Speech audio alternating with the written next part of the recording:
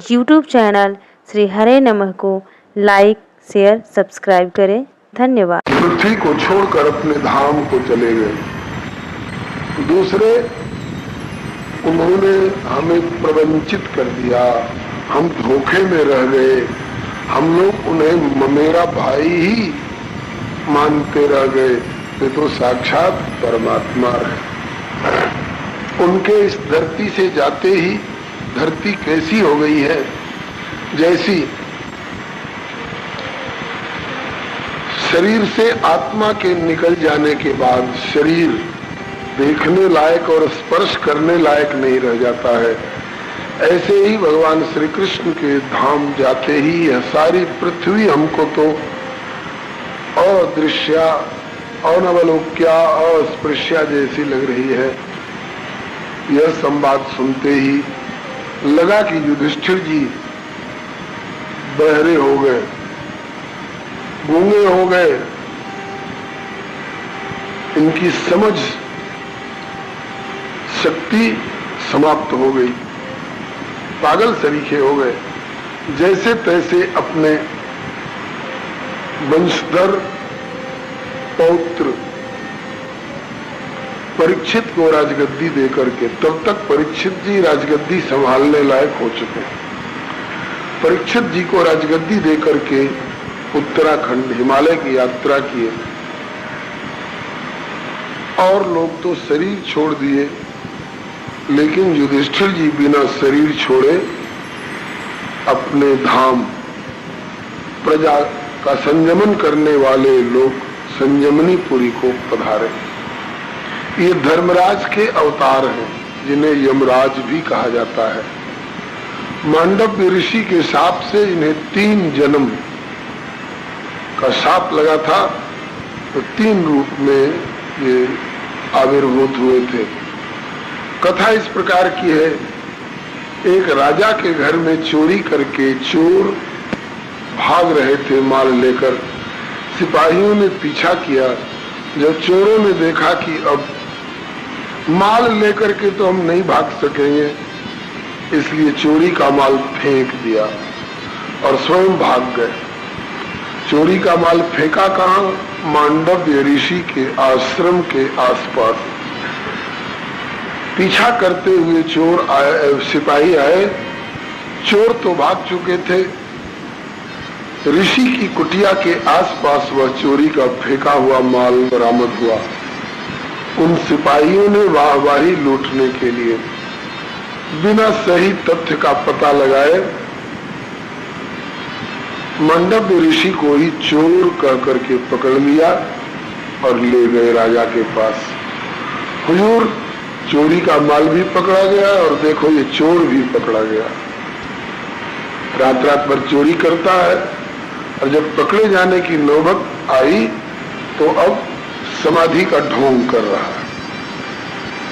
ये चोर नहीं थे, वे तो सचमुच में ऋषि थे और जागृत, स्वप्न और सुषुप्ति से भी ऊपर की जो दशा, लोकोत्तर तुरीय दशा थी, उसमें स्थित थे।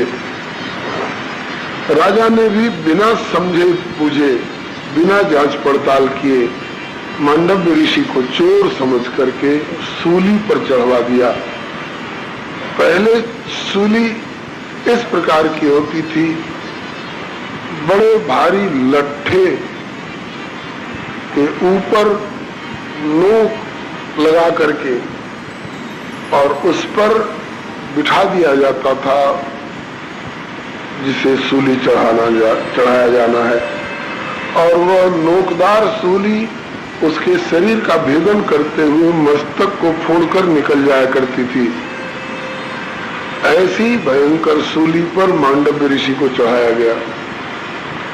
चूंकि ऋषि थे इसलिए वो मरे नहीं। बाद में अंदाज मिल गया राजा को कि ये चोर नहीं है तो कोई ऋषि है। मैंने सिपाहियों के बहकावे में आकर भूल से चोर के धोखे में एक ऋषि को सूली पर चढ़ा दिया, सूली से उतरवाया और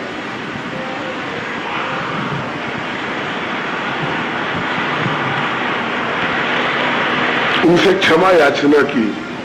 भगवान हमारे अपराध को क्षमा करें। मांडवी ऋषि बोले तुम्हारी कोई गलती नहीं, वो तो मेरे प्रारब्ध में जैसा लिखा था उसके अनुसार विधान हो गया तेरे द्वारा।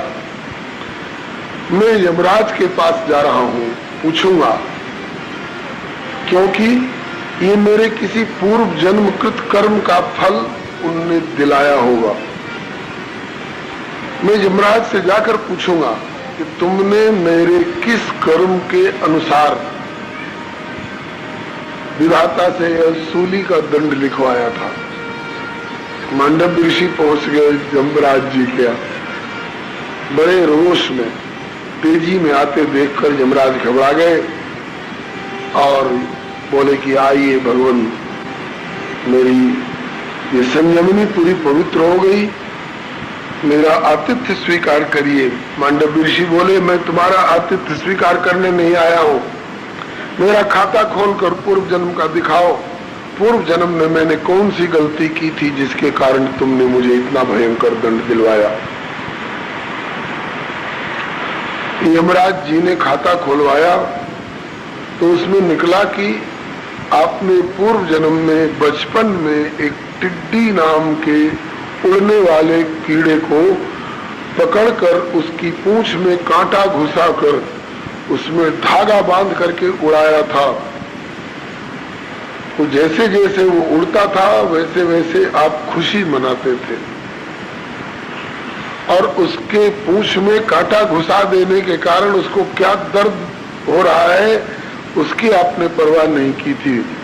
उसी गलती के कारण इस जन्म में आपको यह सूली का दंड मिला है।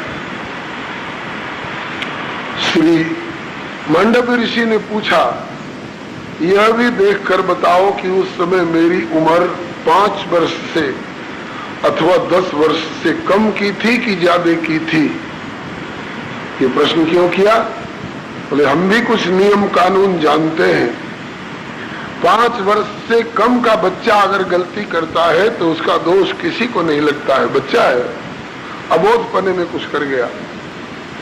और 6वां वर्ष से लेकर 10वां वर्ष तक अगर गलती करता है तो उसकी गलती के लिए वो जिम्मेवार नहीं है।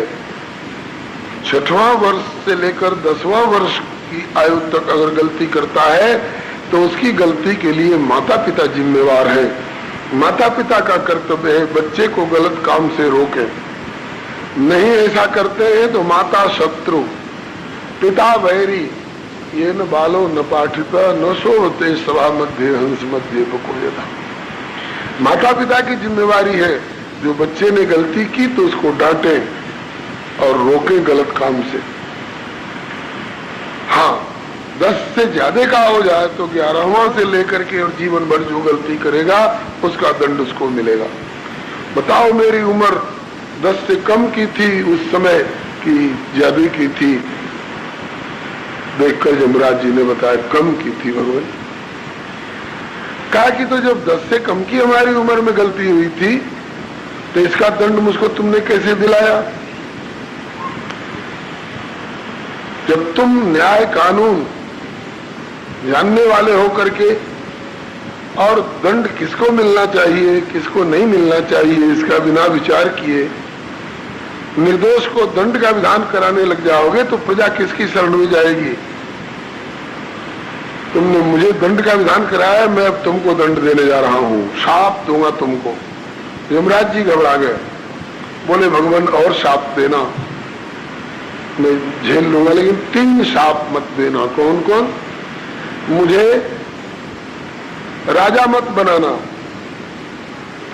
मुझे दासी पुत्र मत बनाना और मुझे चांडाल भंगी मत बनाना। जहां बाघ का डर वहीं हो गई सांझ। रोष के आवेग में थे महर्षि। मांडव्य ऋषि ने शाप दिया कि जिन तीनों से तुम्हें घबराहट है इन्हीं 3 रूपों में तुमको जन्म लेना पड़ेगा और 100 वर्ष के लिए 100 वर्ष के लिए राजा के रूप में, 100 वर्ष के लिए दासी पुत्र के रूप में और 100 वर्ष के लिए चांडाल के रूप में। यमराज जी ने कहा कि भगवान भूल हो गई, अपनी भूल मैं कबूल करता हूं। गलती पर माता पिता तमाचा तो लगा देते हैं, लेकिन जब बच्चे अपनी भूल कबूल कर लेते हैं, अब से ऐसी गलती नहीं करेंगे का वादा करते हैं, तो नाथ प्रभुन कर सहज स्वभाव शासत करि पुण्य करहि पसाऊ, फिर कृपा भी कर देते हैं, छो दुलार भी देते हैं। तो मैं अपनी भूल कबूल करता हूं, अभिशाप को अनुग्रह के रूप में भी परिणत करो भगवान। तब श्री मांडव्य ऋषि बोले, राजन भूल कबूल कर लिए, इसलिए इतनी सुविधा कर देता हूं कि 3 बार बारी बारी अगर जन्म लेते 100 वर्ष के लिए राजा, और उस शरीर को छोड़ने के बाद फिर 100 वर्ष के लिए दासी पुत्र, और फिर 100 वर्ष पूरा होकर के और वो शरीर छूटने के बाद फिर 100 वर्ष के लिए चांडाल, तो 300 वर्ष लगते। सुविधा अब ये कर देता हूं, क्योंकि भूल कबूल कर लिया, अपनी क्षमा याचना कर रहे हो, इसलिए सुविधा ये कर देता हूं कि तुम देव स्वरूप हो, एक ही साथ 3 रूप में प्रकट होगे, और 100 वर्ष के अंतर्गत ही 3 शरीर से तुम 300 वर्षों का भुगतान कर लोगे। वही श्री मांडव्य ऋषि के शाप से वही धर्मराज जी कहिए अथवा यमराज जी कहिए राजा बन के आए, उनका नाम हुआ युधिष्ठिर। दासी पुत्र बन करके आए, उनका नाम हुआ विदुर। और चांडाल बन करके आए, उनका नाम हुआ वाल्मीकि स्वपच।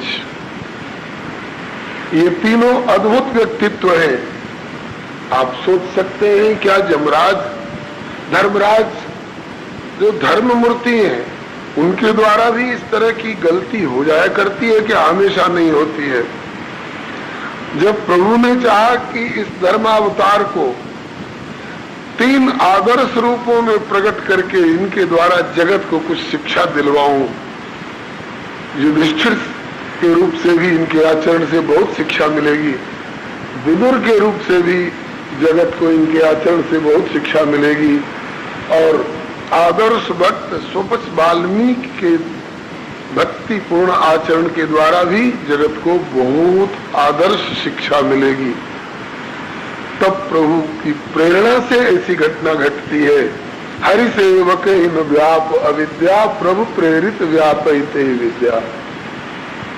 अस्तु वही मांडव्य ऋषि के शाप से आज युधिष्ठिर के रूप में अवतरित धर्मराज, इनके और भाई भीम, अर्जुन, नकुल, सहदेव, द्रौपदी, कुंती इत्यादि ने तो शरीर छोड़े हिमालय की यात्रा में परीक्षित जी को राज्य देने के बाद, लेकिन युधिष्ठिर जी को शरीर नहीं छोड़ना पड़ा। ये धर्मराज के अवतार हैं, ये इसी शरीर से जाकर फिर अपने उस धर्मराज वाले पद पर बैठ गए और अब तक संभाल रहे हैं, वही संभाल रहे हैं। जब तक ये इस पृथ्वी पर विराजमान रहे इन 3 रूपों में, तब तक धर्मराज का पद कौन संभालता रहा, वर्णन है। पितृगणों के स्वामी अर्यमा जी ने, पितृगणों के स्वामी अर्यमा जी ने तब तक वह पदभार संभाला था।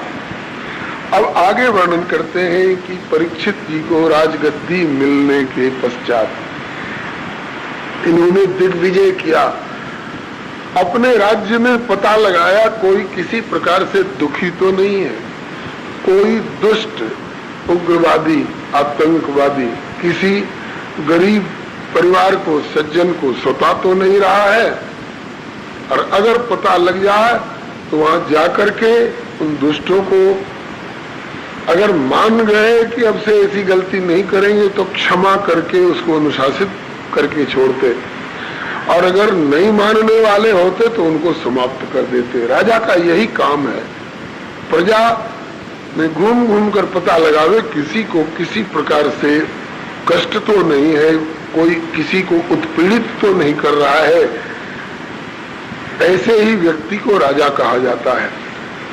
इसके बाद ये तो देश की बात रही, विदेशों में भी घूम घूम करके कोई मनमानी करके किसी को कष्ट तो नहीं पहुंचा रहा है। राजाओं के ऊपर भी इन्होंने शासन किया। जो राजा कहलाकर अपनी प्रजा को शोषण करते थे, उत्पीड़ित करते थे, सताते थे, उन राजाओं के ऊपर इन्होंने चेतावनी दी कि तुम राजा हो तो प्रजा को शोषण करने के लिए नहीं, उत्पीड़ित करने के लिए नहीं, प्रजा को पुत्रवत पालन करने के लिए। या तो अपनी प्रजा का पुत्रवत पालन करो और नहीं तो मैं तुमको दंड दूंगा। जो इस चेतावनी के बाद भी गलती करते रहे, प्रजा को कष्ट देते रहे, उनको इन्होंने समाप्त किया। और जिन्होंने स्वीकार कर लिया कि ठीक है महाराज, प्रजा के लिए हम राजा हैं, लेकिन हमारे लिए भी आप महाराजा हैं, हम आपके मातहत हैं, आप जो आज्ञा करोगे उसके अनुसार हम धर्म का पालन करेंगे, प्रजा का पालन करेंगे। अब ये समझ लीजिए, सारे भूमंडल पर, सप्तद्वीपवती पृथ्वी पर परीक्षित जी का एक छत्र साम्राज्य हो गया। ये सम्राट हो गए। और उस दिग्विजय के सिलसिले में एक बार इन्होंने देखा कलियुग। भगवान श्याम सुंदर जिस दिन इस पृथ्वी को छोड़कर अपने धाम को गए, उसी दिन से कलियुग इस पृथ्वी पर अपना शासन संभाला है।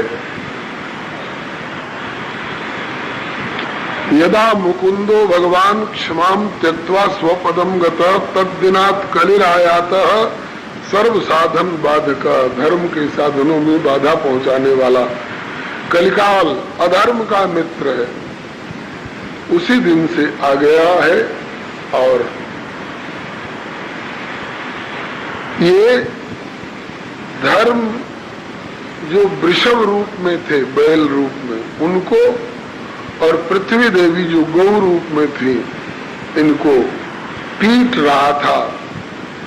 धर्म के 4 चरणों में से 3 कमजोर हो गए थे। धर्म के 4 चरण है सत्य, दया, तप, दान। तो धर्म के 3 चरण कमजोर हो गए थे। एक ही मजबूत चरण से वे बेचारे जैसे तैसे चल रहे थे। मानस में भी वर्णन है, प्रगट 4 पद धर्म के कलिम एक प्रधान, जेन केन विधि दीने दान करई कल्याण। और पृथ्वी देवी आंख से आंसू बहा रही थी, गौ रूपिणी होकर के, जिन्हें ये कलयुग पीट रहा था। धर्म पृथ्वी से कह रहे थे, क्यों देवी आंसू क्यों बहा रही हो? प्रभु तुम्हारे ऊपर लीला करते रहे, तब तो तुम खूब आह्लादित रही है। प्रभु तुम्हें छोड़ करके चले गए, तो क्या प्रभु के वियोग से आंसू बहा रही हो? अथवा मुझे ये प्रताड़ित कर रहा है, पीट रहा है, तो मेरे दुख से आप दुखी हो रही हो? इस प्रकार से वे दोनों आपस में संवाद कर रहे थे। उसी समय दिग्विजय के सिलसिले में घूमते फिरते श्री परीक्षित जी वहां पहुंच गए और देखा कि एक काला कलूटा व्यक्ति राजाओं की तरह पोशाक, मुकुट, खड़ग इत्यादि धारण किए हुए और गाय और बैल को पीट रहा है। परीक्षित जी ने डांटा, अरे नीच, तैने भेष तो राजा के जैसा बना रखा है और काम चांडाल जैसा तू कर रहा है। इन निर्दोष गाय और बैल को तू पीट रहा है। तुझे पता नहीं है कि धर्मात्मा पांडवों का वंशधर अभी परीक्षित जीवित है, मेरे रहते और तू इस प्रकार का अनर्थ कर रहा है, मैं अभी तुझे मार डालता हूं। समझ गया कलयुग, ये तो भगवान के द्वारा सुरक्षित है, मार सकते हैं मुझको, इसलिए वो चालबाजी खेल गया, इनके चरणों में गिर पड़ा। बोले भगवान मत मारिए, मत मारिए, मैं भी आपकी शरण में हूं। परीक्षित जी असमंजस में पड़े, शरण में आ गया तो इसको मारा नहीं जा सकता है।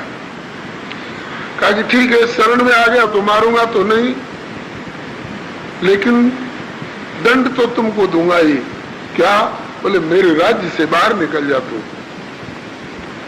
कलयुग बोला कि सारे भूमंडल के जो 7 द्वीप हैं, उस समस्त सप्तद्वीपवती वसुंधरा पर आप ही का राज्य है भगवान। आपके राज्य से बाहर जगह कहाँ है?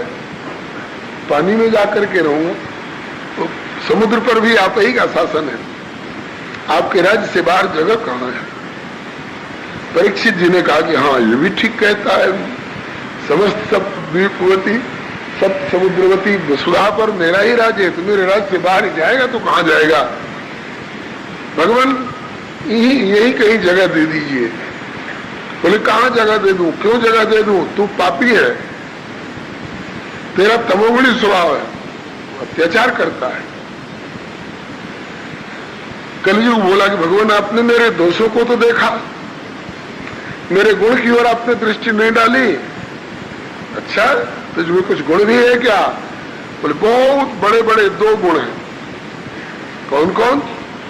एक गुण तो मुझमें सबसे बड़ा यह है कि सतयुग में 28 हजार वर्ष तपस्या करके हड्डी सुखा सुखा करके जिस प्रभु को जल्दी नहीं प्राप्त किया जा सकता था, उसको मुझ कलिकाल के समय में केवल भगवान के नाम और गुणों का घर बैठे कीर्तन कर लेने से प्राप्ति हो सकती है। यत् फलम नास्ति तपसा न योगेन समाधिना तत्फलम लभते सम्यक कलौ केशव कीर्तनात्। ये विशेषता न सतयुग में है, न त्रेता में है, न द्वापर में है। ये विशेषता केवल मुझ कलियुग में है। ये मेरा बहुत बड़ा गुण है।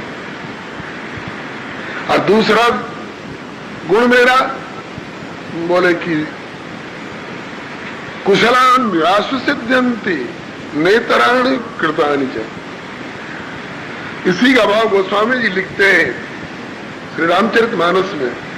कलिकर एक पुनीत प्रतापा, मानस पुण्य होई नहीं पापा।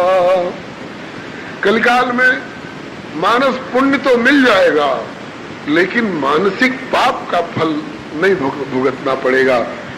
उदाहरण के लिए हम सोच रहे हैं कि अमुक व्यक्ति परदेश से बहुत संपत्ति कमाकर आया है, आज रात को मेरे यहाँ ठहरा हुआ है।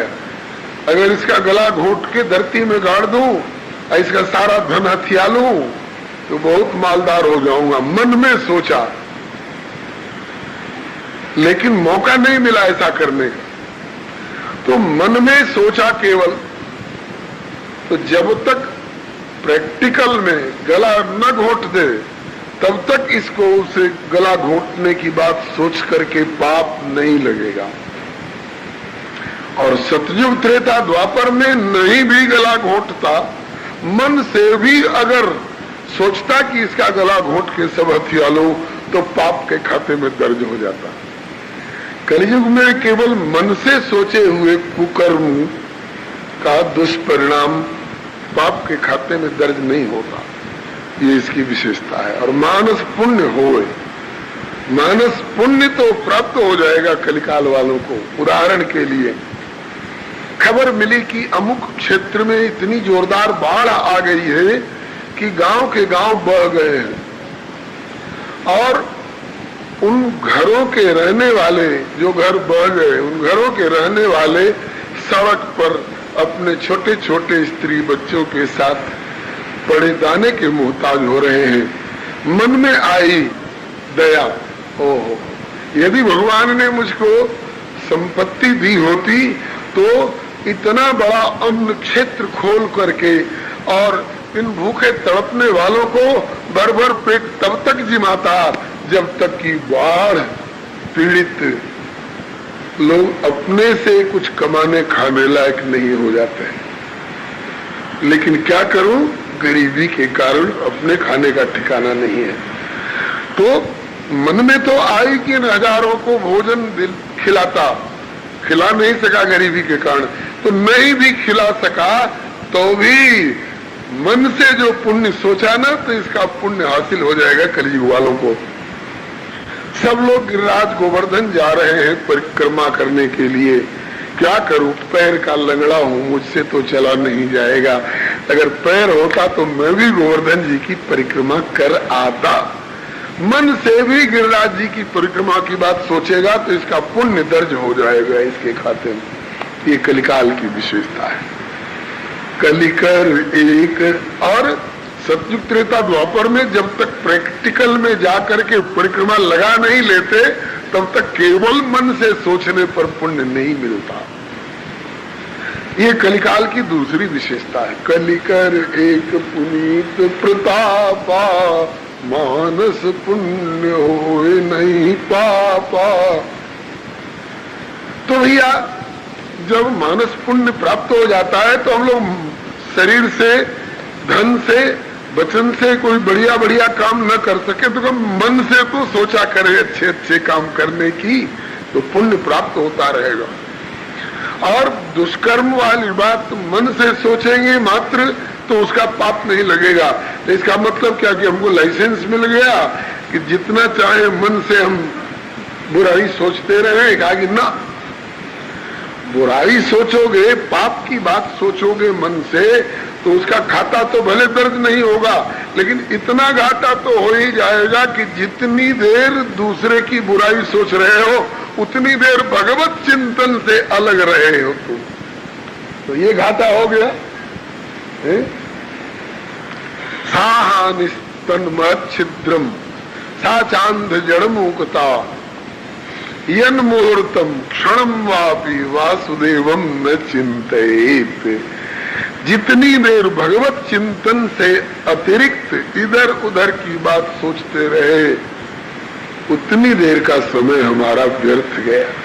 विधि और निषेध दो तरह के कर्म बताए हैं वेदों ने। विधि जिनको करना चाहिए, सत्य बोलना चाहिए, धर्म आचरण करना चाहिए, माता पिता की सेवा करनी चाहिए, दीन दुखियों को दान देना चाहिए, सब विधि कर्म है। निषेध, चोरी नहीं करना चाहिए, हिंसा हत्या नहीं करना चाहिए, किसी को कठोर नहीं बोलना चाहिए, इत्यादि बहुत से निषेध कर्म। तो विधि कर्मों की भी बहुत बड़ी सूची है, निषेध कर्मों की भी बहुत बड़ी सूची है। कहाँ तक बताइए, और उनको जानने से भी क्या, सबसे बड़ी विधि को समझ लीजिए, उसी को पालन करिए, और सबसे बड़े निषेध को समझ लीजिए और उसी से बचे रहिए, बस कल्याण हो जाएगा। सबसे बड़ी विधि क्या है, सबसे बड़ा निषेध क्या है? एक श्लोक में यमराज जी अपने किंकरों को बताते हैं, स्मर्तव्यम सततम विष्णु विस्मर्तव्यो न जात चित सर्वे विधि निषेधास्य एतयोरेव किंकराः। भगवान को हमेशा याद रखना चाहिए, यही सबसे बड़ा विधि कर्म है, और भगवान को कभी भूलना नहीं चाहिए, यही सबसे बड़ा निषिद्ध कर्म है। इसी बात को श्री गोस्वामी तुलसीदास जी विनय पत्रिका के एक पद की एक कड़ी में कहते हैं, राम सुमिरण सब विधि को राज रे, और राम को विसारिबो निषेध सिर ताज रे। जब कलयुग ने इस प्रकार से समझाया परीक्षित जी को कि राजन मुझ में दोष तो बहुत है, कलेर दोष निधे राजन मस्ती ये को महान गुणा कीर्तना देव कृष्णो से मुक्त संग परम ब्रजेत, और कुशलान्यास सिद्ध्यंती नेतराण कृतानि च। कलिकर एक पुनीत प्रतापा मानस पुण्य हो नहीं पापा। सुनु व्यालारी काल कली मल अवगुण आगार, किंतु गुणों बहुत कलिजुग कर बिन प्रयास निस्तार। कलिजुग समजुग आन नहीं जो नर कर विश्वास, गाय राम गुण गण विमल भवतर भी नहीं प्रयास। राजा परीक्षित के मन में ये बात बैठ गई, और यदि ये गुण है इसमें तो इसके समय में हमारी प्रजा केवल भगवत गुणगान करके भगवत प्राप्ति कर लिया करेगी। भगवत प्राप्ति का सरल साधन ये दे रहा है, इसलिए ठीक है, हम तुमको जगह देते हैं अपने राज्य में। कहाँ जगह दे रहे हो महाराज? जरा सोच विचार करके देना। मेरा परिवार बहुत लंबा चौड़ा है, हाँ, कम से कम कुल कुटुंब का तो गुजारा हो जाए। बोले कि द्यूतम पानम स्त्रियसूना यत्रा धर्म चतुर्विधा। जहाँ जुआ खेलने वाले लोग रहते हो वहां तू रह सकता है। जहाँ मदिरा पान करने वाले, अपेय पीने वाले लोग रहते हो वहां तू रह सकता है। भारत में तो ये सब नहीं होता था, हाँ, विदेशों में होता रहा होगा। अब कहीं भारत में सब नहीं होता था? नहीं साहब। हाल के राजनीतिक इतिहास में भी वर्णन आया है। चीनी यात्री वेन संग, मेगास्थनीस और फाहियान, चंद्रगुप्त इत्यादि के समय में आए थे। उस समय तक वर्णन है। वो अपने भारत के सर्वेक्षण रिपोर्ट में लिख गया था, भारत के घरों में ताला नहीं लगता है क्योंकि यहाँ चोर नहीं होते, चोरी नहीं की जाती। यहाँ के चांडालों को छोड़ करके प्याज लहसुन भी कोई नहीं खाता है। तो मदिरा इत्यादि पीना और जुआ खेलना तो बहुत दूर की बात। तो विदेशों में होते होंगे ऐसे लोग, तो कहा कि ठीक है, इन जगहों में तो रह सकता है। द्यूतम पानम स्त्रियसूना यत्रा धर्म चतुर्विधा। जहाँ जुआ खेलने वाले लोग हो वहां तू रह सकता है। जहाँ अपेय पीने वाले रहते हो वहां तू रह सकता है। जहाँ पराई स्त्रियों के साथ में व्यभिचारादि कर्म करने वाले वेश्यागामी होते हो वहां तू रह सकता है। और जहाँ हिंसा हत्या करने वाले कसाई लोग रहते हो वहां तू रह सकता है। कलयुग ने कहा कि महाराज जगह तो आपने दी लेकिन थोड़ी रहेगी, क्योंकि मेरा कुनबा बहुत बड़ा है, थोड़ी सी जगह और बता दो। तो पुनश्च याचमानाय जात रूप मदा प्रभु। फिर जब याचना की कि थोड़ी सी जगह और बता दो महाराज, तो जात रूपम अदात प्रभु। जात रूप कहते हैं सोना को, सोना बता दिया, स्वर्ण, सोना बता दिया। जो क्विंटल का क्विंटल देश में से निकाल कर फेंका जा रहा है, गिरवी रखा जा रहा है। अब भगवान जाने अपना स्वार्थ साधने के लिए कि देश को खोखला बनाने के लिए, या सोना में निवास करने वाले कलियुग को अपने देश में से निकाल कर विदेश भेजने के लिए भगवान जाने। श्री हरे। सोना बता दिया, स्वर्ण में तेरा निवास हो सकता है। बस इतना सुनते ही छलिया कलयुग ने परीक्षित जी के साथ छल कर दिया। सोना का नाम सुनते ही परीक्षित जी के माथे पर जो सोने का मुकुट था उसी पर पहुंच गया। पहले यही पर, जैसे भस्मासुर ने शंकर जी से, जिसके सिर पर हाथ धरोगे वो भस्म हो जाएगा, ऐसा वरदान पाते ही शंकर जी के ही माथे पर हाथ धरना शुरू किया। इसी तरह से कलिकाल ने सोना का नाम सुनते ही परीक्षित जी के माथे पर जो सोने का मुकुट था उसी पर अपना प्रभाव डाल दिया, उसी पर जाके विराज गया। इससे इनकी मति में विकृति आ गई। दिग्विजय के सिलसिले में भूख लगी, प्यास लगी, अन्न और जल की लालसा से घूम रहे थे। कहीं किसी की कुटिया दिखाई पड़ जाए, कुछ खाने पीने को मिल जाए। श्री शमीक ऋषि की कुटिया दिखाई पड़ी, आशा बंध गई, किसी ऋषि की कुटिया है, चलूंगा तो कुछ खाने पीने को मिल जाएगा। गए, ऋषि जगे होते तो जरूर इनको कुछ खिलाते पिलाते। यह अतिथि देवो भव का आदर्श निभाने वाला देश है। इस देश का गरीब से गरीब भी अतिथि का सत्कार करना जानता है, करना चाहिए। आज भी भूखा आ गया तो भोजन दे दीजिए, प्यासा आ गया पानी पिला दीजिए, रोगी आ गया औषधि का प्रबंध कर दीजिए। तो कोई कहे कि भाई हम चाहते तो है कि ऐसा करें, लेकिन स्वयं गरीबी में पड़े हुए हो तो कहां से करेंगे। तो श्री वृंदावन वाले पूज्य चरण श्री वैष्णव दास जी कहा करते थे, कितना भी गरीब हो आए हुए का इतना सत्कार तो कर ही देगा, अगर चाहे तो। कितना? बोले कि आओ बैठो पियो पानी, ये पीनो क्या मोल दिकानी। आइए विराजिए, जल पीजिए, इतने में क्या खर्च लगता है भाई। कौन गरीब है जिसके घर में एक लोटा पानी नहीं है? अरे पानी नहीं है तो मीठी बानी तो है।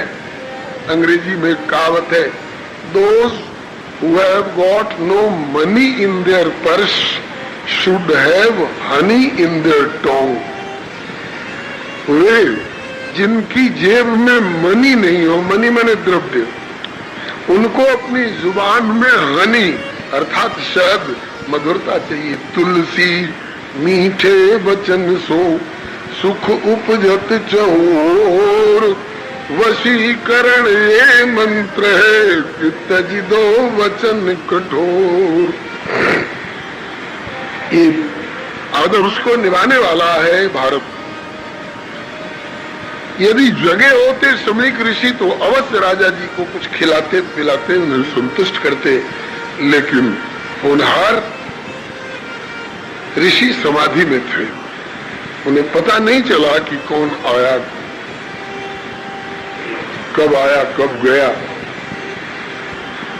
अगर सिर पर सोने के मुकुट पर कलियुग ने अपना प्रभाव नहीं डाला होता तो इससे अपना अपमान नहीं मानते। परीक्षित प्रणाम करके दूसरी जगह जाते, अन्न जल टटोलते, लेकिन चूंकि सर पर कलियुग सवार हो गया था इसलिए इनकी बुद्धि में कुतर्क आ गया। समाधि फमाधि कुछ नहीं लगी है, मुझे दूर से आते हुए देखा होगा तो ये बाबा जी समाधि का ढोंग कर रहा है अपने को बड़ा सिद्ध बताने के लिए। अभी देखता हूँ कि ये सच्ची समाधि है कि कच्ची समाधि है, यह जांचने के लिए बुद्धि में ऐसा तर्क करके और अपने धनुष की नोक से उठाकर एक मरे हुए सांप को ऋषि के गले में लपेट दिया। वे तो सचमुच में समाधि में थे, उन्हें क्या पता कि मेरे गले में सर्प लपेटा जा रहा है या हार पहराया जा रहा है। वे तो ज्यों के त्यों निश्चेष्ट विराजमान रहे। राजा परीक्षित थोड़ी देर रुक जाते और समझ लेते कि हाँ भाई सच्ची समाधि है, सर्प को हटा देते। सोच सब नहीं बना, गले में सर्प लपेटे, देखा कि इसमें कोई चेष्टा नहीं, बस चल दिए। होनहार पहले ऋषियों ने बता दिया था ना कि जीवन में ऐसी घटना घटेगी, कल आप सुन चुके हैं। तो तुलसी जैसे भवितव्यता तैसी मिले सहाय, आपुन आवई ताई पही, अथवा ताई तहां ले जाए।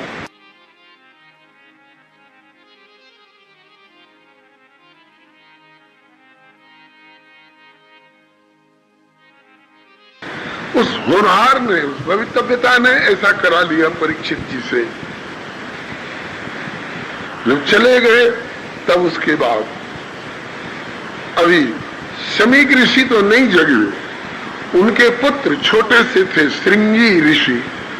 श्रृंगी का नाम रामचरितमानस में भी आता है, श्रृंगी ऋषि वशिष्ठ बुलावा, पुत्र काम शुभ यज्ञ करावा। लेकिन ये जानने योग्य बात है, ये श्रृंगी ऋषि दूसरे हैं।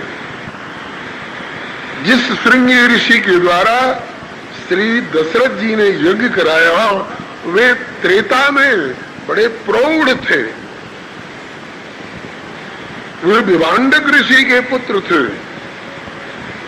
और ये श्रृंगी ऋषि जो समीक ऋषि के पुत्र हैं, जिनके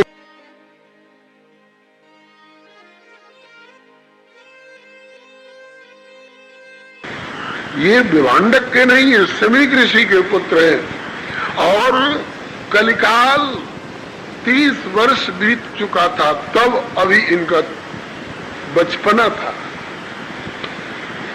तो श्रृंगी ने शाप दे दिया। शाप भी कैसे दिया? कुछ बच्चों के साथ खेल रहे थे, अपने समवयस्क बच्चों के साथ खेल रहे थे।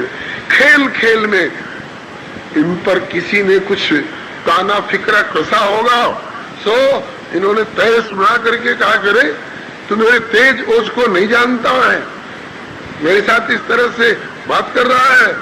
तो दूसरे बच्चों ने ताना मार दिया, चल चल चल, बड़ा तेजस्वी ओजस्वी बनता है, देख लिया तेरा सारा तेज ओज तेरे बाप के गले में सर्प डालकर राजा चला गया है, क्या कर लिया तुमने? बड़ा तेजस्वी बनने चला है। सो इस ताने पर महाराज देश में आ गए। श्रृंगी, मुझे पता ही नहीं, अभी दिखाता हूं अपना तेज। मेरे पिता के गले में राजा मेरा वो सर्प डाल करके गया है। कौशिक्या कोपस्पृश्य वाग्वज्रम विससर्ज। कौशिकी नदी का जल हाथ में लिया और वाग वज्र छोड़ा। वाग वज्र माने वचन ही वज्र से भी अधिक काम करने वाला जिनका हो, वाग वज्र, अर्थात शाप दे दिया।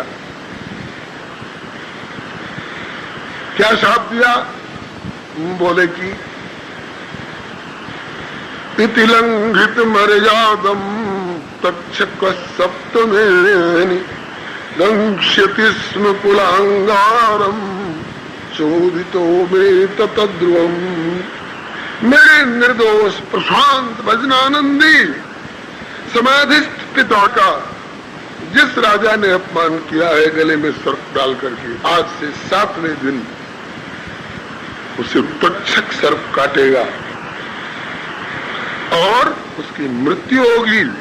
इस वचन को कोई अन्यथा नहीं कर सकता है। वही शाप दिए जहां खेल रहे थे, अभी पिताजी के पास नहीं आए, पिताजी को देखा नहीं, सुन करके शाप दे दिया। शाप दे करके तब इसके बाद पिताजी के पास आए, देखा पिताजी हिल नहीं रहे हैं, डोल नहीं रहे हैं, निश्चेष्ट हैं। बालक को संदेह हो गया, मेरे पिताजी का देहांत तो नहीं हो गया, मेरे पिताजी का देहांत तो नहीं हो गया, सर्प ने काट तो नहीं लिया। रोने लगे, श्रृंगी रोने लगे। और उसी समय में समीक ऋषि की समाधि खुली। रोने से समाधि खुली।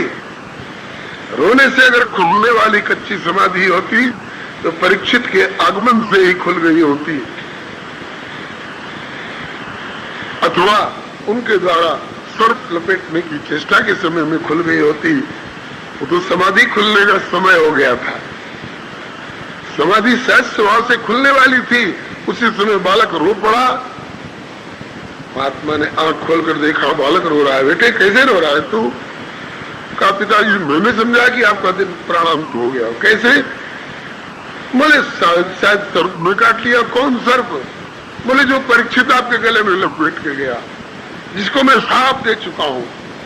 गले की ओर देखा है, मेरे गले में सर्प निकाल कर फेंका।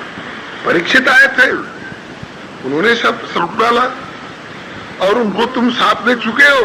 क्यों साफ दिया है? बोले आज से 7वें दिन उसको तक्षक सर्प काटेगा।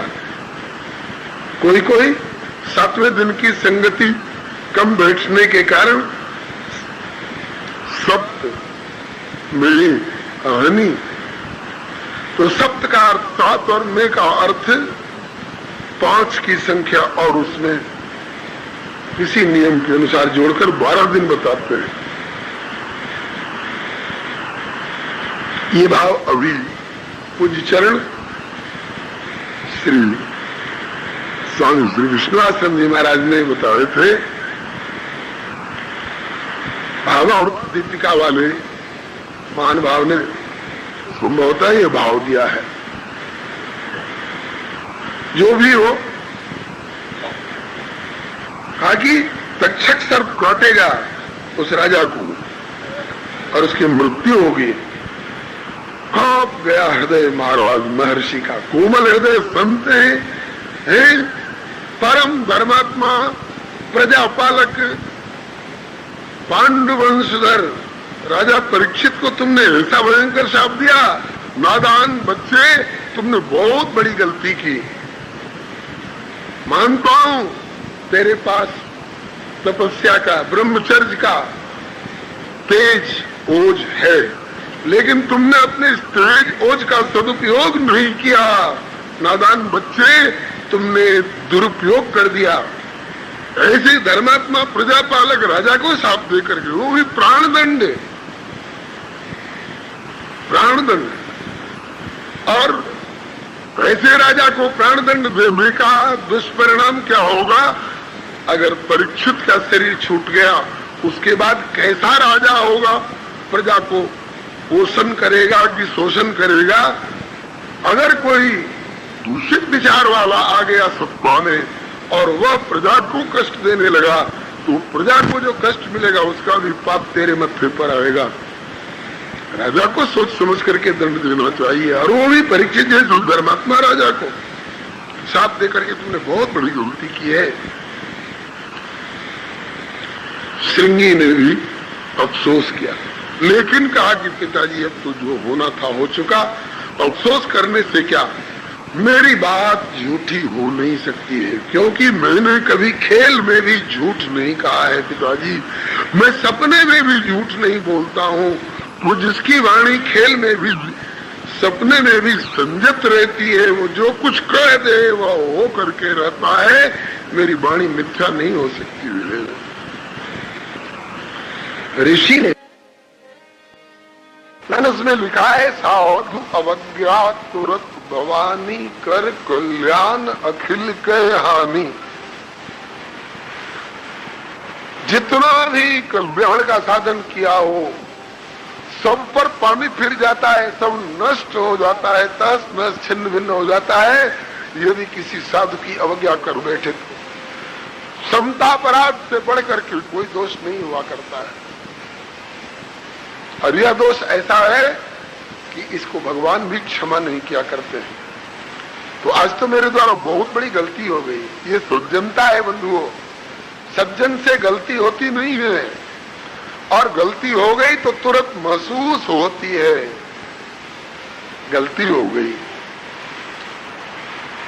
और दुर्जन दिन रात गलती करता रहता है, अपने तो महसूस करता ही नहीं कि गलत कर रहा हूं, दूसरा कोई समझावे तो मानने को तैयार नहीं, बल्कि मारने को तैयार हो जाएगा। तुम हमारी गलती बताने चले हो, तुम ही गलत हो। लेकिन परीक्षित जी सज्जन है, इसलिए अपनी गलती महसूस कर रहे हैं। मेरे द्वारा गलती हुई तो क्या करना चाहिए? बोले इसका प्रायश्चित करना चाहिए, लापरवाही में छोड़ नहीं देना चाहिए। अरे एक छोटी सी गलती हुई है, हो गई, कोई बात नहीं, क्या बिगड़ता है? नहीं नहीं नहीं नहीं, गलती को छोटी मत समझो। छोटी सी गलती को छोटी समझ करके उपेक्षा कर दोगे, उसका प्रायश्चित नहीं करोगे तो भयंकर हो जाएगी। सूद दर सूद बढ़ाते हुए वह तुमको जाने कहां ले आकर के पटक देगी। कैसे? तो कहा है कि रिपु रुज पावक पाप प्रभु अगनिय न छोट करी। ये नीति की बात है। आपके बिस्तर पर चाहे बीड़ी सुलगाते समय, चाहे अगरबत्ती जलाते समय एक चिंगारी झड़ गई, क्या सोचोगे? एक छोटी सी चिंगारी है, क्या बिगड़ता है? छोड़ दीजिएगा और आप सुरक्षित रह लीजिएगा। अरे चिंगारी को छोटी मत समझो, छोटी सी चिंगारी भी बिस्तर समेत तुमको जला देगी, घर को जला देगी। इसलिए आग की चिंगारी को छोटी मत समझो, उसको मसल दो, बुझा दो। मसलते समय भले थोड़ा हाथ तुम्हारा जल जाए, लेकिन तुम सुरक्षित रह जाओगे। एक छोटा सा कांटा गड़ गया है कनगुरी उंगली में, क्या बिगड़ता है? कहते हैं कि क्या बिगड़ता है? अरे कुरेद करके निकाल दो, कुरेद करके निकाल दो, कांटे से निकाल दो, सुई से निकाल दो। नहीं छोड़ दोगे, छोटा सा कांटा है, क्या बिगड़ता है? पक जाएगा, घाव हो जाएगा, विषाक्त हो जाएगा और इसके बाद सारे शरीर को नष्ट कर देगा। कुरेद कर सुई से निकालते समय थोड़ा कष्ट हो, उसको सह लो, लेकिन जरूर उस छोटे कांटे को निकाल दो। इसी तरह से गलती हो गई है तो छोटी सी गलती है, इससे क्या बिगड़ता है, ऐसा सोचकर गलती की तरफ से लापरवाह मत हो, प्रायश्चित करने की सोचो। प्रायश्चित यत्र दंडेन शुद्ध्यति, दंड के द्वारा शुद्धि होती है। प्रजा ने गलत किया तो राजा दंड देकर शुद्ध कर देगा, राजा ने गलती की तो कौन दंड देगा भाई? आज तो राजा के द्वारा गलती हुई है, राजा को दंड कौन देगा? बोले दुनिया ऊपर राज है और राजा ऊपर संत, संतन ऊपर संत दास, है कोई राम कंत। सोच रहे थे कोई दंड मिल जाता इसके बदले में तो मेरी शुद्धि हो जाती, आगे के जन्म का कोई खाता नहीं बनता, इसी जन्म में मेरी शुद्धि हो जाती। बोलो भक्तवत्सल भगवान की जय। ऐसा सोच ही रहे थे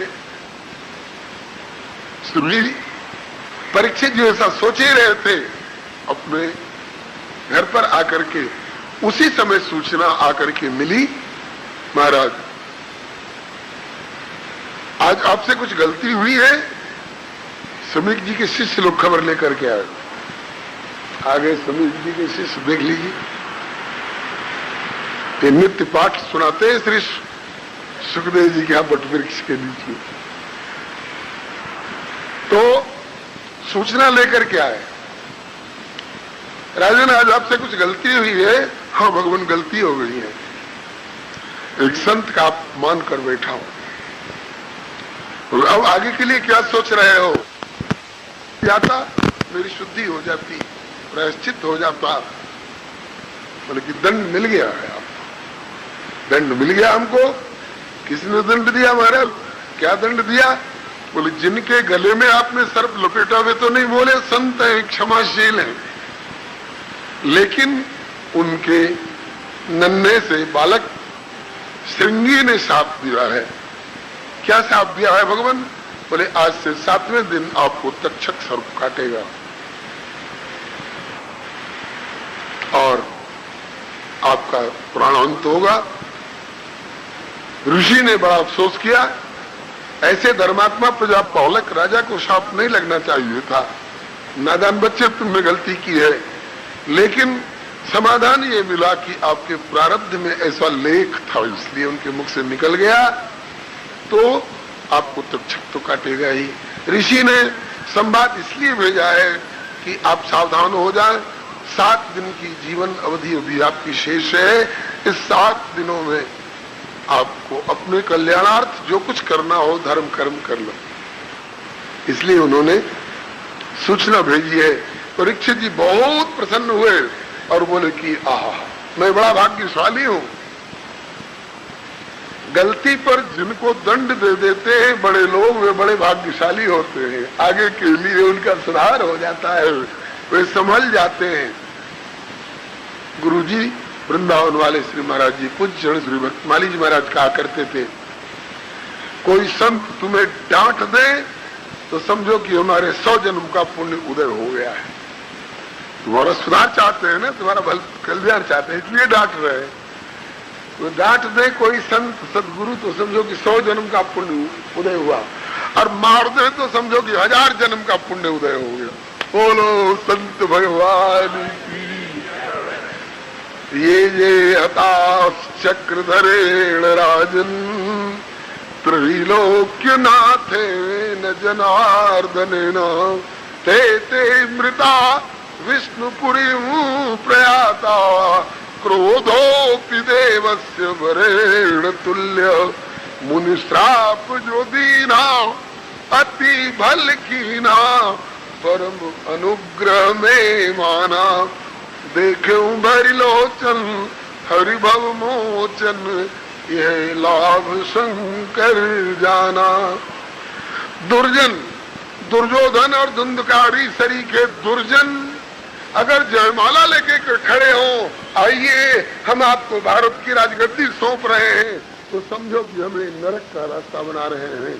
और दूसरी तरफ उसी गली के दूसरे छोर पर संत डंडा लेके खड़े हैं, आज तेरा सर फोड़ दूंगा, तो कहते हैं कि संत के तरफ जाकर सर फोड़वाना मंजूर करो, लेकिन दुर्जन की तरफ जाकर के जयमाला पहनना स्वीकार मत करो। संतों का क्रोध भी कल्याण करने वाला होता है। ये भाव श्री परीक्षित जी महाराज का है। बड़े प्रसन्न हुए, मेरा कल्याण हो गया, मेरी शुद्धि हो गई। प्रायश्चित से शुद्धि हो जाती है। झट पुत्र जन्मेजय को राज्य संभलाया, भैया तू संभाल। कहा कि अभी 7 दिन की जिंदगी है, 5 दिन और संभाल दो, 2 दिन रह जाएगा तो निकल जाना। बोले नहीं, बहुत संभाला, अब तुम संभाल। जन्मेजय को राज्य दे करके श्री परीक्षित जी राजधानी छोड़कर चले। कहां पहुंचे? इसी सुखताल, अब सुखताल कहलाता है, इसी स्थान पर पहुंचे श्री परीक्षित जी महाराज। श्री सुखतीर्थ की जय, श्री सुखदेव जी महाराज की जय, श्री परीक्षित जी महाराज की जय। यह परीक्षित जी पहुंचे से पहुंचे, आज हम लोगों को भी पहुंचा करके कल्याण कर रहे हैं। इस स्थल पर सबका प्रवेश नहीं होता है, सब नहीं आ सकते। श्री महाराज जी की कृपा से श्री हनुमान जी अनुग्रह करके खींच लेते हैं। श्री चक्र जी ने जीवन काल में जो हम लोगों को दिया सो दिया। ये महापुरुष लोग दिवंगत होने के बाद भी कुछ न कुछ देते ही रहते हैं। आज भी देखिए उनकी पुण्य स्मृति में ये सब आयोजन हो रहा है। हम लोग बड़े भाग्यशाली हैं इन महापुरुषों की कृपा हमारी छत्र छाया में बैठ करके। अब परीक्षित जी ने नियम लिया कि जिस शरीर में इतना बड़ा पाप किया है, संत का अपमान, अब इसको भोजन नहीं देना है, भोजन नहीं देना है। भोजन की कौन कहे? त्यक्तोधमपि, पानी भी नहीं देना है इसको, उदक का भी परित्याग कर दिया। नैषाति दुस्साक्षणमाम त्यक्तोदमपि बाधते, आगे दशम स्कंध में कहें। अनशन जिसको कहते हैं, ना असन, मैंने मुंह में कुछ डालने का काम ही नहीं। फिर जियोगे कैसे? खुराक, बोले अब तो जो कुछ खुराक मिलनी होगी अब कानों के माध्यम से खुराक ये गुरुजन देंगे। आके बैठ गए। यह समाचार बिजली की तरह, यद्यपि उन दिनों में टेलीविजन नहीं था, रेडियो प्रसारण यंत्र नहीं था, लेकिन महाराज लोक लोकांतर में खबर फैल गई और दौड़ दौड़ कर श्री परीक्षित जी जैसे प्रजापालक हितैषी राजा से जो उपकृत हुए थे, सबका प्यार था इनके प्रति। वो चाहे सदगृहस्थ हो चाहे विरक्त संत हो, दौड़ दौड़ के आने लग गए। परीक्षित जी यहीं आकर के क्यों बैठे?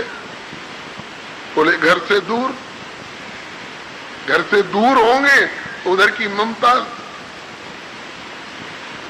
नहीं रहेगी।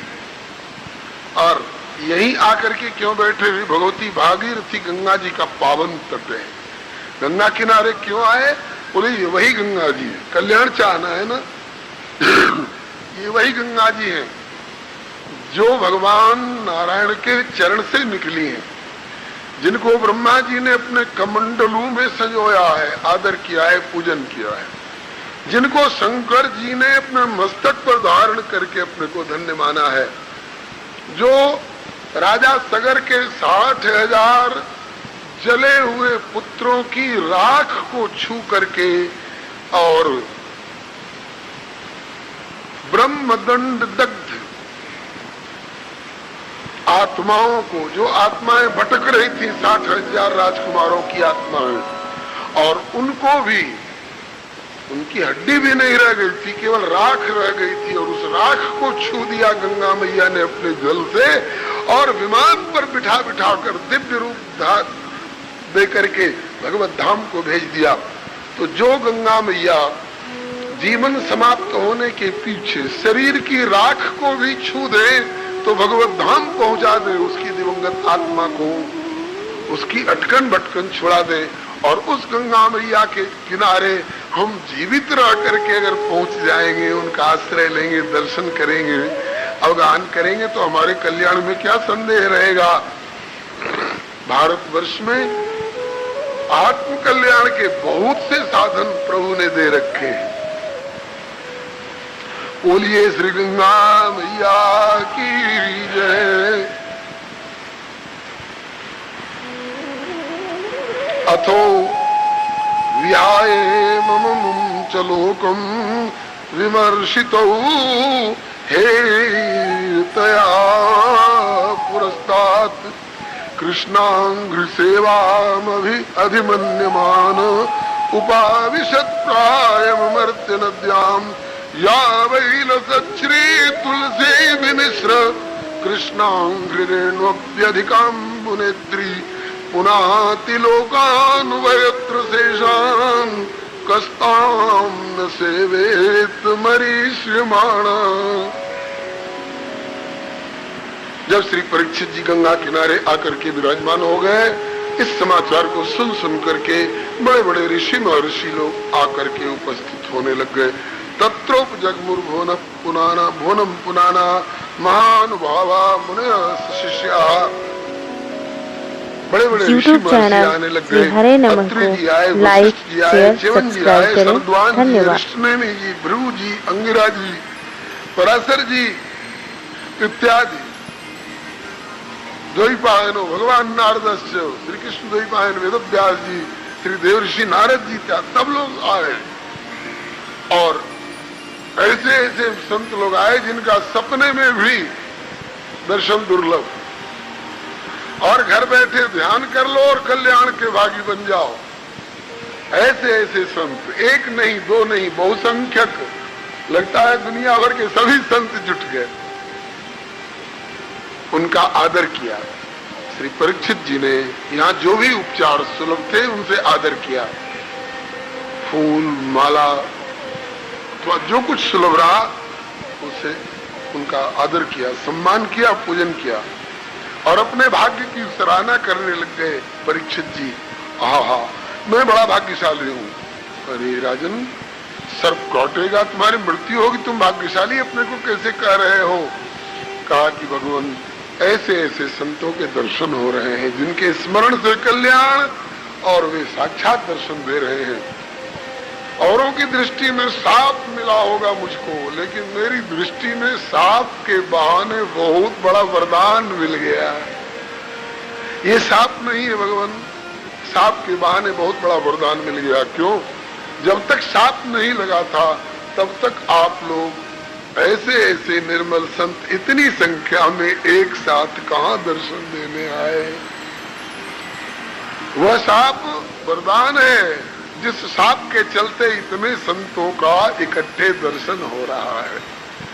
आप लोगों को याद होगा ईस्वी सन 1962 में हल्ला मचा, 8 ग्रह जुटने वाले हैं, 8 ग्रह जुटने वाले हैं। अरे राम राम, इतना भयभीत हो गए लोग कि बाप रे बाप, 8 ग्रह जुट के पता नहीं क्या सत्यानाश कर देंगे, विनाश कर देंगे। तो डर के मारे, दिन भय हो इन प्रीत, डर के मारे ओ हर नगर में, हर गांव में, हर मोहल्ले में, हर गली में, हर चौराहे पर, हर मठ में, हर मंदिर में, जहाँ जिंदगी में कभी अष्टजाम कीर्तन नहीं हुआ, वहां बोले कम से कम 24 घंटा का कीर्तन तो करी ले। कोई कहता है कि जब तक ये अष्टग्रही योग न टल जाए तब तक के लिए अखंड भगवान नाम कीर्तन शुरू कर दो। बहुत भजन कीर्तन अनुष्ठान इत्यादि हुआ, तो उसमें एक जगह जाने 75 दिन का की कितने दिन का अखंड भगवान नाम संकीर्तन का आयोजन था। उसमें एक संत आचार्य उद्घाटन के लिए बुलाए गए, तो बोले कि भैया औरों की दृष्टि में 8 ग्रह आ रहे होंगे, हमें तो लगता है ग्रह के बहाने भगवान का अनुग्रह मूर्तिमान हो रहा है। हमने अपने जीवन काल में इतना जोरदारी से कथा कीर्तन और भजन साधन पूजा पाठ कभी नहीं देखा था जितना कि आज 8 ग्रहों के डर के मारे लोग भजन में प्रवृत्त हो रहे हैं। उसी तरह से बंधुओं, आज जिस साप को सुन करके, जिस साप के कारण इतने इतने संत एक साथ आकर के दर्शन दे रहे हैं, भगवान हमको तो इस साप में प्रभु की कृपा का दर्शन हो रहा है, प्रभु के वरदान का दर्शन हो रहा है। अब हाय तक्षक आएगा, हाय सर्प काटेगा, हाय मौत हो जाएगी, ये सब चर्चा करने की आवश्यकता नहीं है। आने दीजिए तक्षक को अपने समय पर।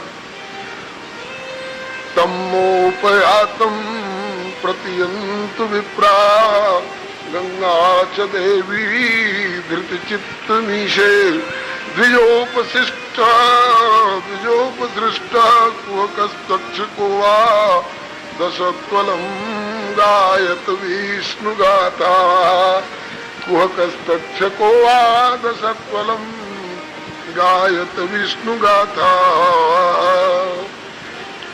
अब तक्षक काटे इस शरीर को, भस्मसात हो जाए शरीर, इसकी चर्चा करने की आवश्यकता नहीं है। गायत विष्णु गाथा, भगवान की चर्चा करिए, भगवान की चर्चा करिए।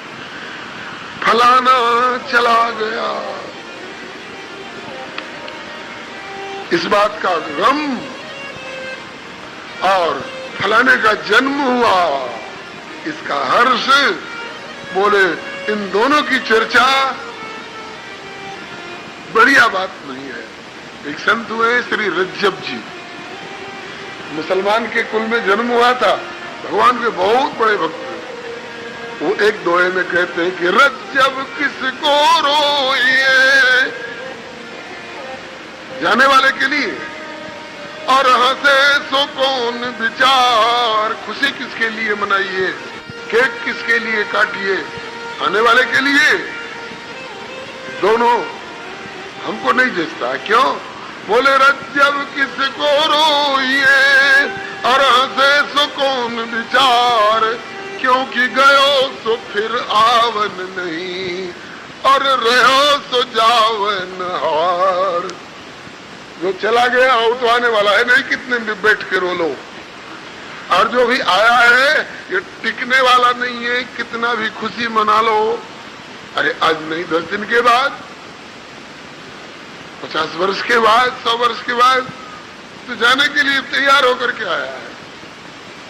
तो जो चला गया उसको, उसके लिए रोने से क्या लाभ, और जो आया है जाने के लिए आया है उसके लिए खुशी मनाने से क्या लाभ। इसलिए रज्जब किसको रोइए हंसे सो कौन विचार, गयो सो फिर आवन नहीं और रहो सो जावन प्यार। महाराज इस बात की चर्चा करना आवश्यक नहीं है कि हाय तक्षक आएगा, हाय सर्प काटेगा, हाय मरेंगे, नहीं। गायत विष्णु गाथा, भगवान की चर्चा करिए। 7 दिन तक केवल भगवान की चर्चा, दूसरी कोई चर्चा नहीं, केवल भगवत चर्चा, केवल भगवत चर्चा, केवल भगवत चर्चा। गायत विष्णु गाथा निश्चय हो गया। और किसी साधन में, साधन तो बहुत तरह के, तीर्थाटन साधन समुदायी योग विराग ज्ञान निपुणाई नाना कर्म धर्म व्रत दाना, लेकिन और किसी साधन की आवश्यकता नहीं, बस केवल गायत विष्णु गाथा भगवान की गाथा, भगवान की चर्चा ही पर्याप्त है। गायत्री विष्णु गाथा, भगवान की गाथा गाइए, आप लोग सुनाइए, भगवान की चर्चा सुनाइए, शरीर की चर्चा मत करिए, सर्प की चर्चा मत करिए। अंतिम सुबह श्री हरे श्री ग्वारिया बाबा एक बड़े सिद्ध संत हुए हैं, श्री ब्रजमंडल के विभूति थे। सुना है कि शरीर जब थोड़ा बुढ़ापा के लक्षण आने लग गए तो किसी सेठ ने कहा कि बाबा अब तक तो इधर उधर घूम फिर करके गुजारा कर लिए, शरीर थोड़ा ढाल की ओर है, कहिए तो कुटिया बनवा दे। अरे भैया जैसे इतने दिन निकल गए ऐसे तो 2 दिन की जिंदगी और निकल जाएगी।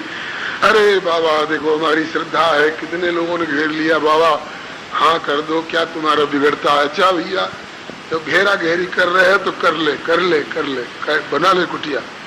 कुटिया बनाने लगा तो कुटिया बनाने के लिए ईंट आ रही थी, ईंट गधे पर आता था, गधों को गिनना पड़ता था कितने ट्रिप कितने खेप गधे आए।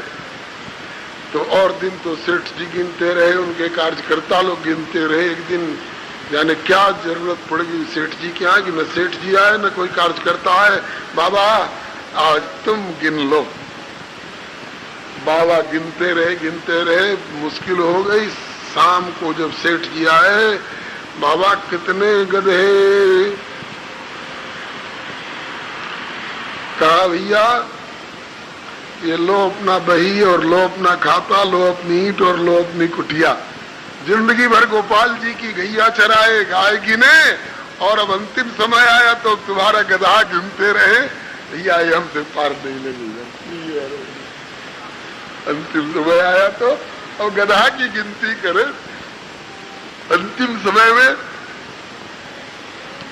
जैसी मति होती है वैसी गति होती है, हमें गधा नहीं गिनना।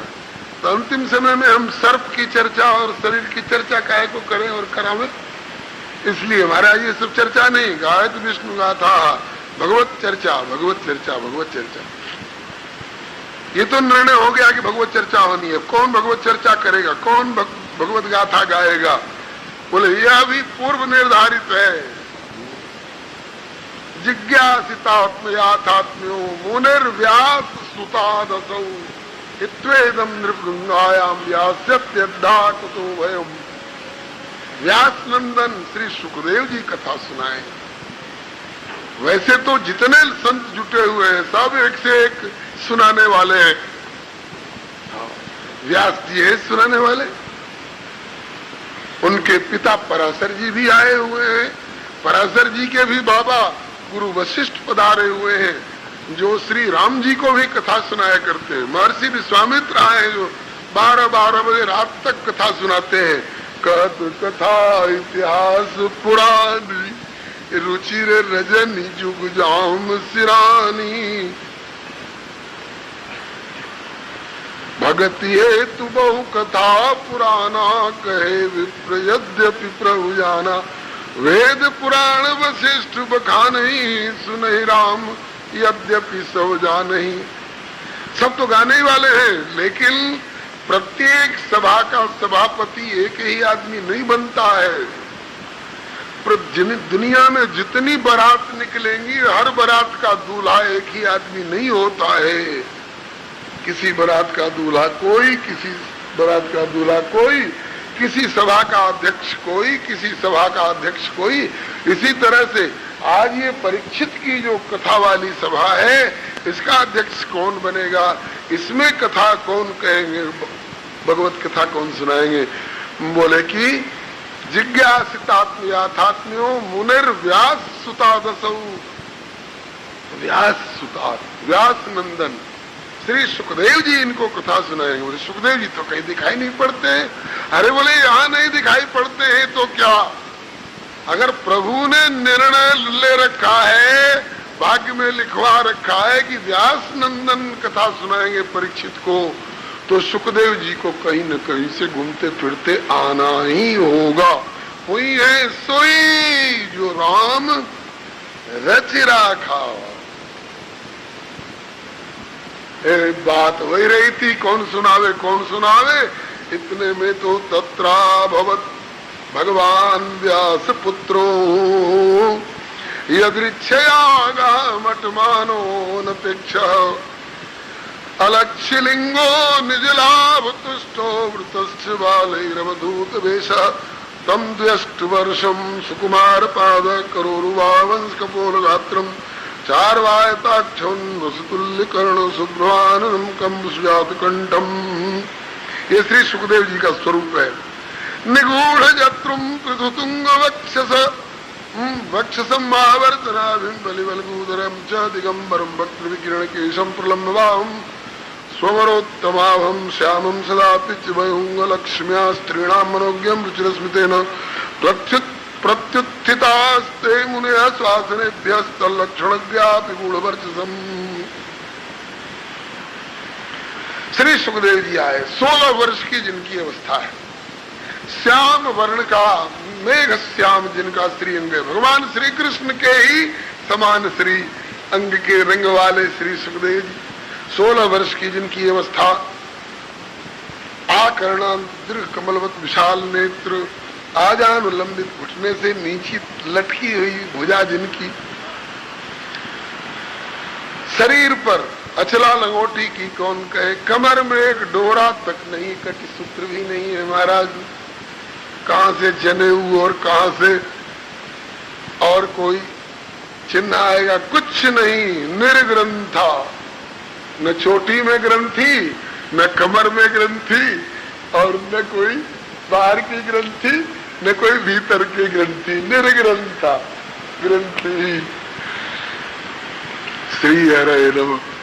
ऐसे श्री सुखदेव जी महाराज आए, वृतश्च बालैरवधूत वेशः, कुछ स्त्रियां घेरे हुए, कुछ बच्चे इनको घेरे हुए धूल फेंकते जा रहे थे, पगला पगला पगला, दिगंबर है ना वस्त्र ही में, पगला समझ करके जो इनके स्वरूप को नहीं समझने वाले इन पर धूल उड़ा रहे थे। जो परीक्षित जी की सभा में पहुंचे श्री सुखदेव जी से इनके स्वरूप को पहचानने वाले संत महानुभाव उठ उठ के खड़े हो गए अपने अपने आसन से। श्री सुखदेव जी आगे, परमहंस शिरोमणि श्री सुखदेव जी आगे, बोलिए श्री सुखदेव जी महाराज की जय, श्री व्यास नंदन भगवान की जय, श्री परमहंस शिरोमणि की जय, श्री सुखदेव जी महाराज की जय। अब वो बच्चे और स्त्रियां जो धूल उड़ा रहे थे इनके ऊपर, भगे, अरे भैया भागो, हम तो पगला समझ रहे थे, तो गुरुओं का भी गुरु निकला भैया, इसके आने से सब उठ उठ के खड़े हो गए।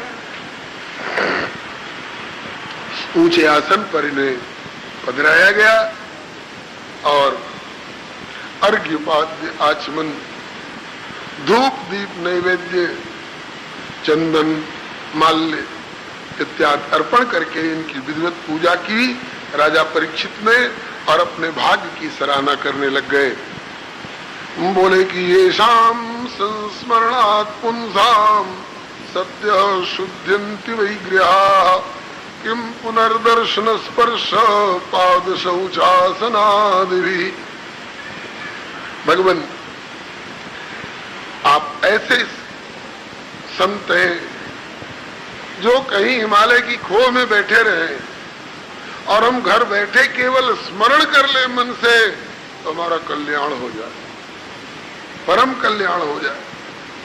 और फिर आपका यहाँ पदार्पण हो गया, आपका दर्शन हुआ, आपके चरण धो करके चरणोदक लिए हमने, अब आपके वचनामृत का भी लाभ होने जा रहा है। अब हमारे कल्याण में क्या संदेह है, कल्याण तो हमारा हो चुका भगवान, फिर भी अभी 7 दिन की जिंदगी मेरी बाकी है और मेरी इस जिंदगी से और लोगों को भी कल्याण, परम कल्याण की दिशा में प्रेरणा लेनी है। तो इस 7 दिन की अवशिष्ट जिंदगी में भगवान मेरे सरीखा, कोई जरूरी नहीं है कि हर जगह सुखदेव जी पहुंच जाए उनका परम कल्याण करने के लिए, लेकिन और प्राणी जो अपना कल्याण चाहने वाले हैं उनको अपने परम कल्याण के लिए, परम कल्याण माने भगवत प्राप्ति, अपने परम कल्याण के लिए क्या करना चाहिए। अतः पृच्छामि संसिद्धिं योगिनां परमं गुरुं पुरुषस्य यत्कार्यं म्रियमाणस्य सर्वथा यत् श्रोतव्यम् अथो जप्यं यत् कर्तव्यं नृभिः प्रभो स्मर्तव्यं भजनीयं वा ब्रूहि यद्वा विपर्जयम्। परम कल्याण चाहने वाले को क्या करना चाहिए, क्या देखना चाहिए, क्या सुनना चाहिए, क्या सोचना चाहिए, क्या बोलना चाहिए जिससे परम कल्याण हो। और वो साधन ऐसा मत बताइएगा जिसमें अधिकारी और अनधिकारी का कोई भेद पड़े, कोई कर सके कोई नहीं कर सके। नहीं,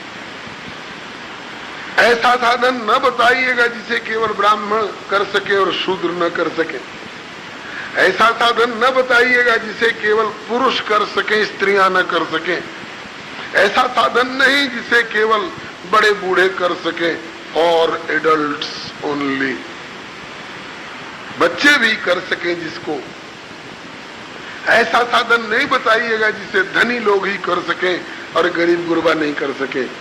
ऐसा मत बताइएगा जिसे कि केवल पढ़े लिखे विद्वान लोग कर सके और अनपढ़ लोग नहीं कर सके। नहीं नहीं नहीं भगवान, ऐसा सार्वत्रिक सार्वदेशिक सार्वजनिक साधन बताइए जिसे ब्राह्मण भी कर सके, शूद्र भी कर सके, स्त्री भी कर सके, पुरुष भी कर सके, बच्चे भी कर सके, बूढ़े भी कर सके, धनी भी कर सके, गरीब भी कर सके, मूर्ख भी कर सके, विद्वान भी कर सके, रोगी भी कर सके, पहलवान भी कर सके, जिसकी 1000 वर्ष की जिंदगी बाकी है वो भी कर सके और जिसके 1 सेकंड की जिंदगी बाकी है वो भी कर सके। ऐसा साधन बताइए जिसे सब कर सके, हर हालत में कर सके, आसानी से कर सके और प्राप्त क्या हो, परम कल्याण, भगवत प्राप्ति।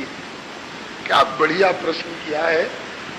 सुखदेव जी रीझ गए, इस प्रश्न के ऊपर बिक गए। मुझे सर्प के दंशन से मृत्यु न हो, मैं मृत्यु से बच जाऊं, ये नहीं पूछा। मेरा बेटा जो अभी राजगद्दी पर बिठाया गया है वो उसका जीवन सुखमय रहे, समृद्धिमय रहे, ये नहीं कहा। प्राणी मात्र जिससे लाभान्वित हो, और लाभान्वित में भी साधारण सांसारिक लाभ नहीं जी, परम कल्याण की प्राप्ति हो, जिसको प्राप्त करने के बाद फिर कुछ प्राप्त करना बाकी नहीं रह जाता, उस परम कल्याण की प्राप्ति जिससे हो वह बताइए। सोने चांदी का हार पहरा करके और हलवा पूड़ी खिला करके सुखदेव जी को नहीं बांधा जा सकता था, लेकिन लोकोपकारिणी, लोक कल्याणकारिणी इस जिज्ञासा ने श्री सुखदेव जी को खरीद लिया, बिक गए। यद्यपि श्री सुखदेव जी का नियम है, भरसक किसी गृहस्थ के यहाँ जल्दी जाते नहीं है, कहीं गए भी तो जितनी देर में एक गाय दुही जाती है इससे ज्यादा कहीं ठहरते नहीं। और वे सुखदेव जी श्री परीक्षित जी के इस सर्वलोक कल्याणकारिणी जिज्ञासा से इतने प्रसन्न हो गए, इतने रीझ गए कि बोले कि भैया अब तुमने इतना बढ़िया प्रश्न किया है तो जितनी देर में गाय दुही जाती है उतनी देर की कौन कहे, अब तो 7 दिन में तेरे साथ रह करके तेरे प्रश्न का उत्तर ही देता रहूंगा। 7 ही दिन क्यों जी, 7 ही दिन की जिंदगी है, 7 दिन साथ रहेंगे तो ऐसा क्यों नहीं कहा जाए कि अब तो जिंदगी भर तेरे साथ रहूंगा। बलिहारी, अब तक आप लोग प्रथम स्कंद की कथा सुन रहे थे, अब द्वितीय स्कंद में आपका प्रवेश होने जा रहा है। श्री सुखदेव जी महाराज की जय, श्री परीक्षित जी महाराज की जय। लगता है कि वो उदारता से जय बोलने वाली सलाह आप लोग भूल गए। तो फिर हम एक बार धमकी दे दे तो कोई हर्ज तो नहीं। आप लोग कंजूसी से जय बोलोगे तो हम भी उदारता पूर्वक कथा नहीं सुनाएंगे भाई, हम भी कंजूसी से कथा सुनाएंगे। क्या चाहते हैं आप लोग, उदारता से सुनावे कि कंजूसी से? अरे भाई हम उदारता से सुनावे और आप कंजूसी से जय बोलो, क्या खर्च लगता है, जरा प्रेम से बोलो। हाँ, इससे पता तो चले कि हाँ साहब कुछ लोग बैठे हैं कथा मंडप में। और कथा से एक और, जयकार से एक और फायदा होता है, आपके अगल बगल में किसी को झपकी आ रही होगी ना, कभी कभी प्रसंग गंभीर हो जाते हैं तो कुछ लोगों को झपकी आने लग जाती है और जोर की जय होती है ना तो चौंक जाते हैं, क्या हो गया। बोलो भक्तवत्सल भगवान की, इसका नाम है जय। श्री सुखदेव जी महाराज की जय, श्री परीक्षित जी महाराज की जय, श्री सुखतीर्थ की जय। सुखतीर्थ में बैठकर सुखदेव जी की जय में और कंजूसी, क्या सोचेंगे सुखदेव जी और क्या सोचेंगे सुखतीर्थ जी कि क्या हमारा आदर कर रहे हैं। फिर से श्री सुखदेव जी महाराज की, श्री परीक्षित जी महाराज की। ऐसा है, सोने वाले जग गए होंगे। अब जो अभी जगे हों उनके लिए फिर से प्रश्न दोहरा दिया जाए।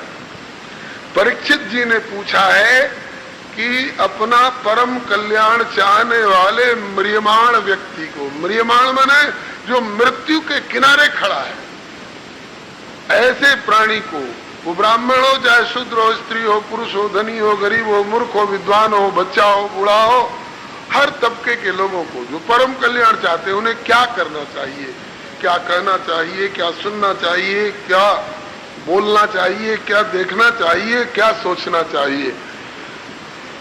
अरे आंखों को, कान को, नाक को, मुंह को किसी तरह से बंद भी कर दें तो मन तो बिना सोचे रह ही नहीं सकता है। इसलिए इनसे क्या सोचना चाहिए, क्या देखना चाहिए, क्या सुनना चाहिए, और वो साधन ऐसा हो जिससे सब कर सके और जिससे परम कल्याण की प्राप्ति हो। परम कल्याण भगवान। अब श्री सुखदेव जी उत्तर देने लगे, कहते हैं कि राजन, वरीयानेश ते प्रश्न कृतो लोकैतम नृप आत्मविद सम्मत पुंसाम श्रोतव्यादिषु यः परः। राजन, तुम पूछते हो कि क्या सुनना चाहिए, क्या देखना चाहिए, क्या सोचना चाहिए, क्या बोलना चाहिए। अरे तुम्हारे इस प्रश्न का उत्तर कोई सुन ले, सोचे, बोले तो उसके कल्याण में क्या संदेह। मैं तो कहता हूं कि सुनने, देखने, सोचने, बोलने लायक समस्त उत्तम से उत्तम बातों में तुम्हारा प्रश्न ही इतना श्रेष्ठ है कि इसका उत्तर कोई सुन ले फिर कहना क्या। तुम्हारे प्रश्न को ही कोई देखे, तुम्हारे प्रश्न को ही कोई सोचे, तुम्हारे प्रश्न को ही कोई बोले तो उसका परम कल्याण हो जाएगा। कितना बढ़िया प्रश्न किया है तुमने। सो श्रोतव्यादिषु यः परः, समस्त श्रोतव्य इत्यादि में ये परम श्रोतव्य है, परम चिंतितव्य है, परम ध्येय है, परम गेय है। तुम्हारा प्रश्न ही इतना बढ़िया है। वैसे तो दुनिया में देखने वाले दृश्य इतने हैं, सुनने वाली बातें इतनी हैं, सोचने और बोलने वाली बातें इतनी हैं कि इस मनुष्य की जिंदगी से क्या कोई उनका पार पा सकता है। देवताओं की सरीखी आयु ले लेकर के और हजारों हजारों जन्म तक देखता, सुनता, सोचता, बोलता रह जाए तो उनका पार नहीं पा सकता है। लेकिन संसार में कई तरह के लोग होते हैं, मुख्यतया दो तरह के। एक तो विषयी, प्रपंची, असावधान, प्रमादी लोग, जिनको हजार हजार वर्ष की भी जिंदगी मिले तो भी अपनी जिंदगी को बेकार खो देते हैं। कैसे? बोले निद्रया ह्रियते नक्तम व्यवाये न चबावय दिवाचार थे राजन कुटुंब भरणे नवा। इसी श्लोक का भाव श्री कबीर बाबा ने अनुपूर्विक भाव वर्णन किया एक दोहे में। रैन गवाई सोए के और दिवस गवायो खाए, हीरा जन्म अमोल था सुकोड़ी बदले जाए। रात सोने में बिता दी और दिन कमाने वाले धंधे में और खाने में। हीरा जैसा जन्म अमोल, और इसको गंवा दिया, निरर्थक गंवा दिया, केवल खाने सोने में गंवा दिया। केवल खाने सोने के लिए ये मानव शरीर मिला है। खाना सोना तो पशु पक्षी भी कर लेते हैं, बाल बच्चा तो तुमसे ज्यादा भी पैदा कर लेते हैं, मात्र इतने ही के लिए मानव शरीर नहीं मिला है।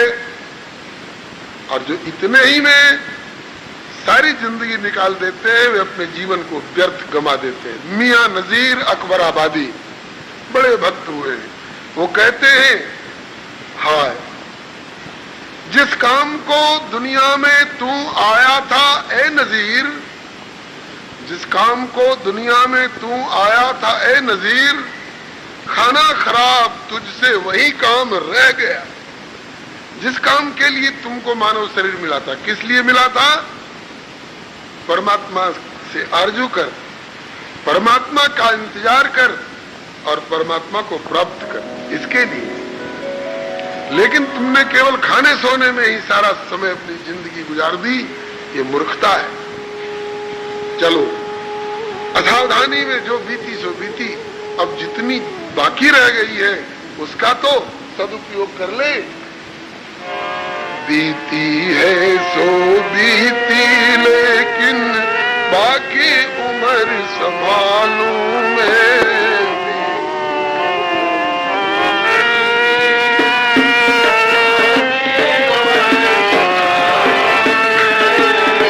चरणों में प्रभु बैठ आपके गीत प्रेम के गालूं।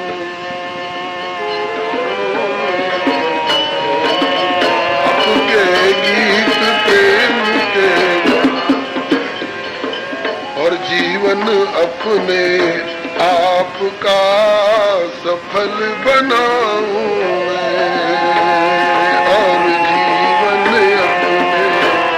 अपने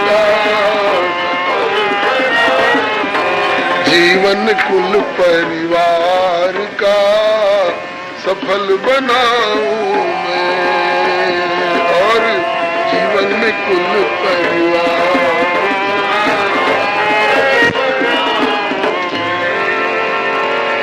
लेकिन असावधान प्रमादी लोग केवल रात सोकर और दिन कमाकर और खाकर के ही व्यर्थ गमा देते हैं। असल में जिस परमात्मा को पाने का लक्ष्य था उसको पाने के लिए कोई यत्न नहीं करते। और इसके दूसरी तरफ YouTube चैनल श्री हरे नमः को लाइक शेयर सब्सक्राइब करें। धन्यवाद।